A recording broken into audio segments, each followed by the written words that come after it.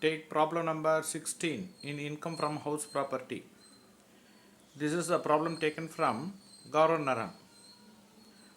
In this, we are having various informations, and informations are given for two houses. On that, one house is used for self-occupation, another one house is for let-out purpose. See, basically, you are all well aware that if the house is used for self-occupation, then there is no income. Only interest on loan is eligible to account for the self-occupied property. And for let-out property, as usual, in usual manner, we have to calculate the income or the loss of let-out property. That we have to calculate.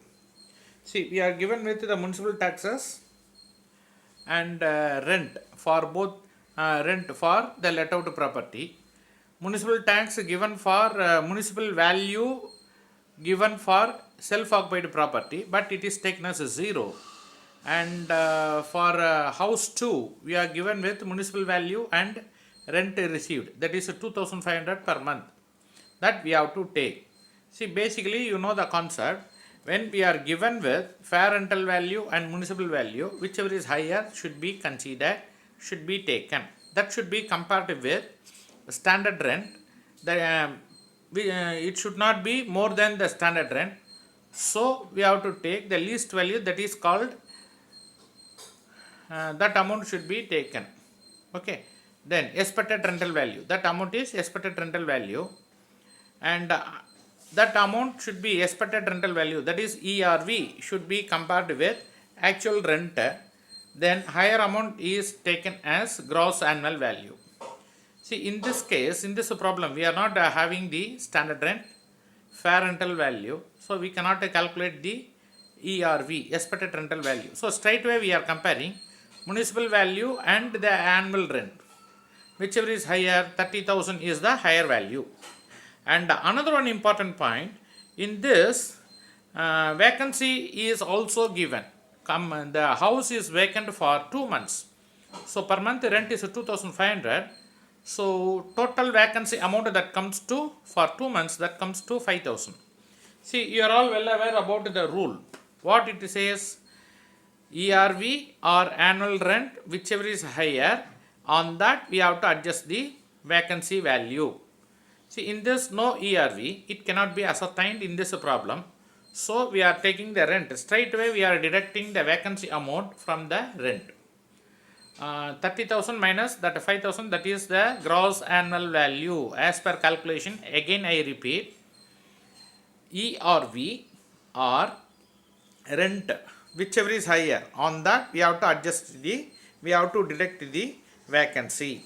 Okay. So accordingly we are taking 25,000 as the gross annual value. Then municipal taxes is given, not applicable for the self-occupied. So let out property we are taking. Net annual value we are ascertaining. From that we have to adjust we have to calculate the standard deduction. What is that? Standard deduction is 30% on net annual value is taken. This is only for the let out property, let out for any purpose, that we have to take. Standard deduction we are taking, that comes to 6,660. Then interest on loan is given for both the houses. Please mind carefully, interest on loan is eligible for self-occupied property as well as the let out property. In this case, interest on loan is given, that comes to 8,000 rupees. This interest on loan is interest on loan reconstruction of the houses, 8,000 and 10,000. So we are taking interest on loan for the purpose of, that is borrowing made for the purpose of construction, repair, renovation, etc. is eligible for both the category self-occupied and let out. In the same problem we are having another one point, interest on mortgage. If want, you please put a mark on that. Interest on mortgage, any loan made for any other purpose other than the repair, renovation and construction, etc. is not permitted, is not eligible. So repair on mortgage, interest on mortgage should be totally ignored. Now we are getting the first house is self-occupied, so we are getting the loss. Second house is let out purpose, so it is fetched with some income of 5340. Up to this we can able to understand very easily, but in this problem we are having another one point, that is the person is getting the salary income, person is also having other sources. If that is the case, then we should calculate what is the total income. Okay, salary, simply we are given with a salary of 20,000 per month. You know very well, when we are given with the salary received from whatever may be the employment, okay, if it is named as a salary, then the total amount of salary is taxable under the head called first one, income from salary. If it is a taxable under the head called income from salary, then you will have to apply the concept of deductions under section 16. Okay, so in this case total amount of salary is 20,000 into 12, 2,40,000, then minus deduction under section 16(1), that comes to 50,000. It is applicable for all.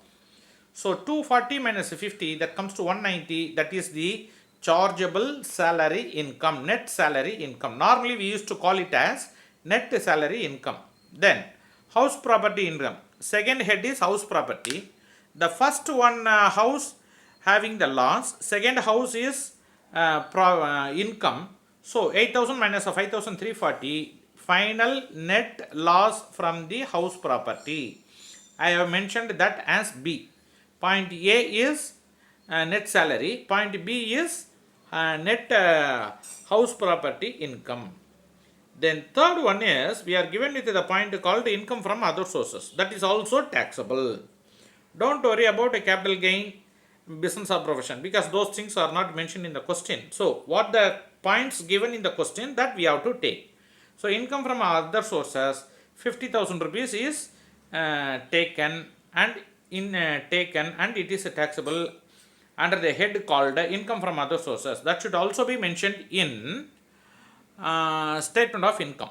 So A is salary income, B is loss from the house property, and C is other sources income. Final amount of income is 2,37,440. This is your final income. Then another one point also you should keep in mind. See, since this is 2,37,000, see 440, that should be rounded off, right? So total amount of income is 2,37,000. That since the amount is less than 2,50,000, no tax for this amount of total income in this problem, because you know very well up to 2,50,000 it is not a taxable. Minimum amount is 2,50,000 one. From that onwards only income tax will be calculated. So since it is less than 2,50,000, it is not taxable, right? This is the important problem for section C type.